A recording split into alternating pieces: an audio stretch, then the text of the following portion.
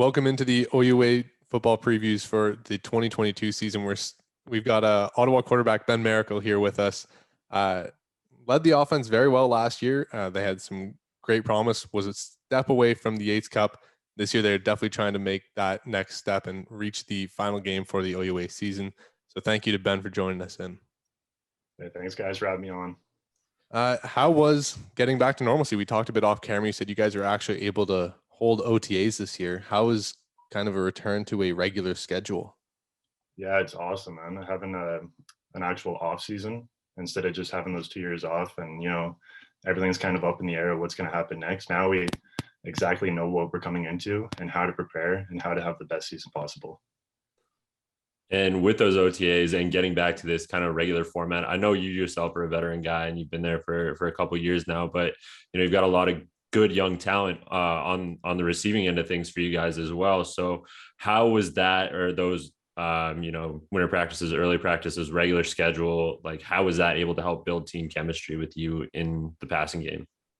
Yeah, I know it's been great. And I'm really excited to see first year guys in Nick Gendron and Rodney Estime step up after being first year rookies last year, and seeing what they can accomplish with the boost that the off season will give them.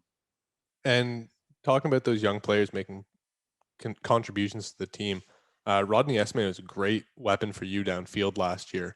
As an offense, what is it going to take for you guys to take that next step? And instead of finishing in the semifinals in the OUA, you guys can potentially reach the Yates Cup.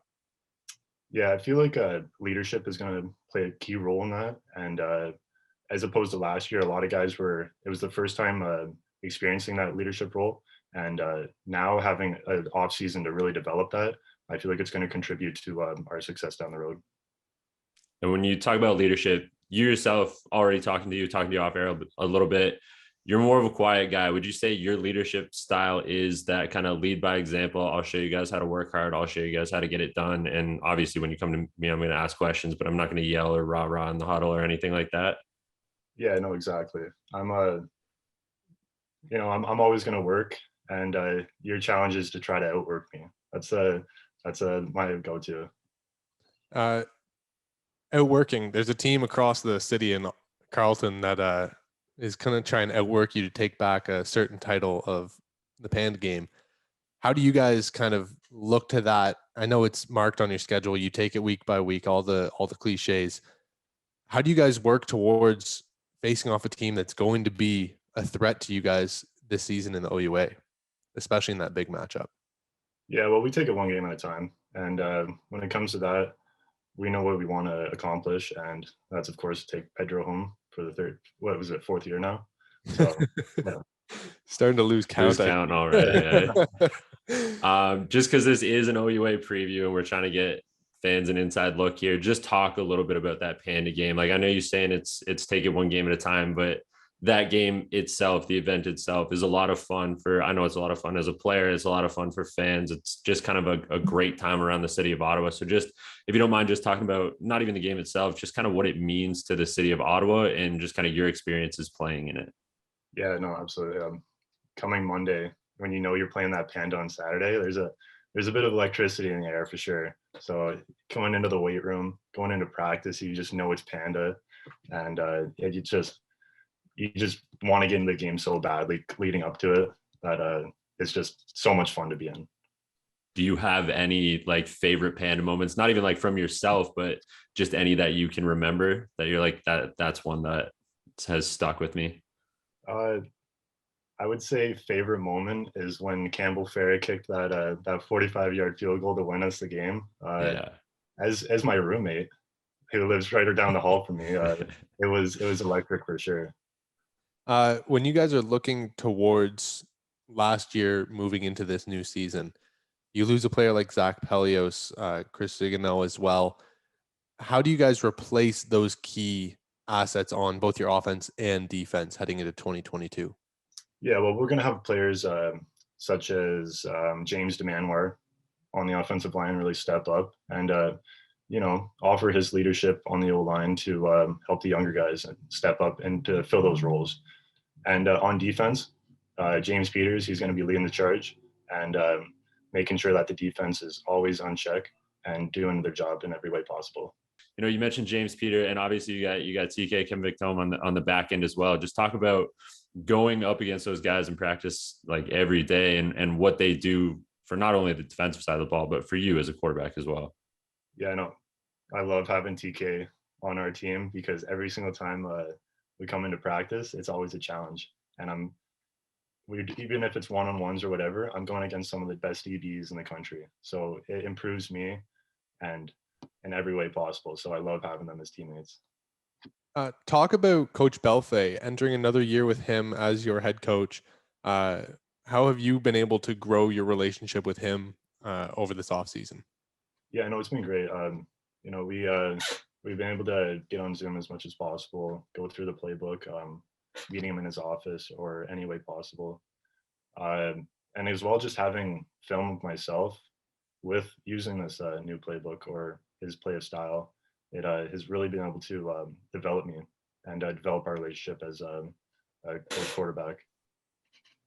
And a key part of your offense is going to be your offensive coordinator. It was announced earlier this week that Coach Nate Taylor was taking over as the OC with the GG's program after spending some time with the Red Blacks during their training camp, and he's been special teams coordinator, receivers coach last couple of years with you guys at the GG's. How is his promotion to the offense coordinator going to affect you guys as an offense? Yeah, no, I think it's going to be great, especially with his background, you know, working with the Red Blacks and bringing that knowledge to us this year. And if you know Coach T, he's very much a player's coach. He, you know, can't hate the guy. Love him to death. I can't wait to have him there throughout this season, and you know, really excited to see what he can bring to this.